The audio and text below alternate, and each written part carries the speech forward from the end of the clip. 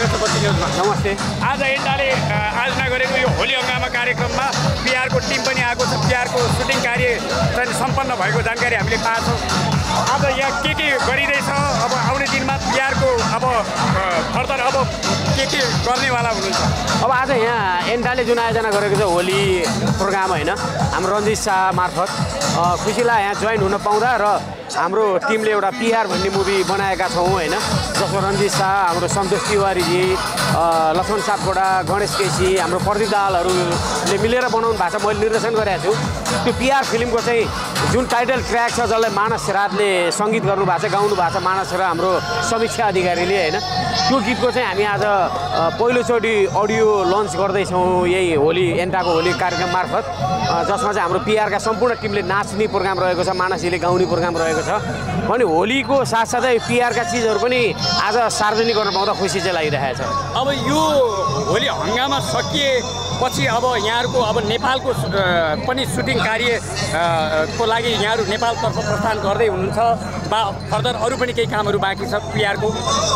बाँकी छ। जस्तो हाम्रो लगभग 60-70% हाम्रो यहाँ अस्ट्रेलियामा सुटिङ समापन भइसकेको छ भने अब बाँकी नेपालमा सुटिङ छ, जसको लागि पिआर सम्पूर्ण टिम चाहिँ अब 1 महिनामा नेपाल जाँदैछ र बाँकी काम नेपालमा गरेर लगभग 3 महिनामा हामी यसलाई पिआरलाई रिलिज गर्दैछौँ। पहिला हामी अस्ट्रेलिया रिलिज गर्छौँ र अस्ट्रेलिया रिलिजपछि हामी वर्ल्ड वाइड रिलिज गर्छौँ पिआरलाई चाहिँ। एन्डाका अध्यक्ष जो चाहिँ प्रोड्युसर पनि हुनुहुन्छ, उहाँले पिआर फिल्म चाहिँ समुदायको लागि हाम्रो एउटा उपहार हो भन्नुभएको छ, यहाँ के भन्नुहुन्छ? 100% हो।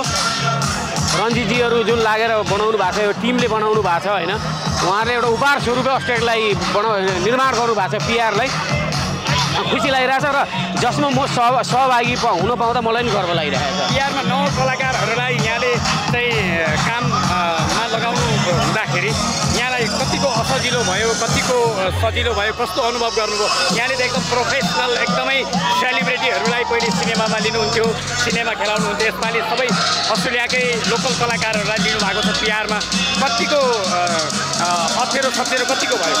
अप्ठ्यारो भएन। जस्तै सम्पूर्ण नयाँलाई काम गराएको छु। हाम्रो यसमा सुरज पौडेल हो, राजन कुँवर हो, बिन्दा कार्की हो, पूजा चौधरी, आसमा अधिकारी, बिमला खत्री होइन, जो टिमलाई मैले लिएको छु, हाम्रो कुशल थापा, उहाँहरूबाट हाम्रो कृष्ण थापा होइन, मलाई कस्तो लाग्यो भन्दा यो सबै नयाँ हुँदाखेरि चाहिँ हाम्रो नवीन घायलजी सबै नयाँ हुँदाखेरि चाहिँ अलिकति गाह्रो होला कि जस्तो लाग्यो, किनभने मैले त दिग्गजसँग काम गरेको।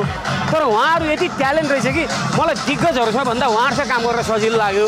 एउटा टाइमको पहुँचेल कसरी के गर्ने, अझ भनौँ न जुनुन कसरी राम्रो गर्ने भन्ने जुनुन, यो सम्पूर्ण चिजले गर्दाखेरि चाहिँ खुसी लाग्यो। पिआरको टिम मैले जो पाएको छु अत्यन्त राम्रो।